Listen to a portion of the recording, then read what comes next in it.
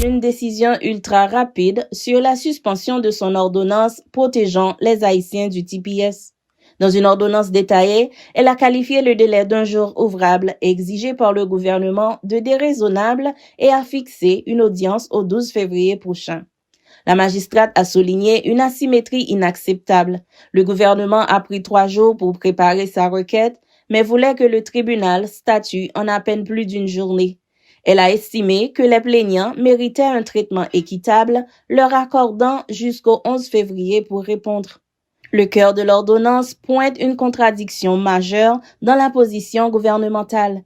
La juge relève que l'administration a toujours qualifié de spéculation le risque d'expulsion des bénéficiaires si le TPS prenait fin, minimisant ainsi leur préjudice.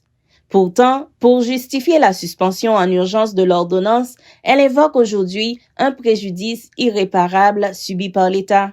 Soit le gouvernement n'a aucun plan concret pour les expulsions et son argument de préjudice irréparable est suspect, soit il a de tels plans et son affirmation que les plaignants ne subiront aucun préjudice est suspecte, a résumé la juge, mettant l'administration face à ces incohérences. Pour trancher, elle a sommé le gouvernement de fournir, sous serment d'un haut responsable du département de la sécurité intérieure DHS avant le 10 février, des preuves concrètes de ses intentions. Cette déclaration devra préciser si des mesures ont été prises, comme le déploiement d'agents en prévision de la fin du TPS.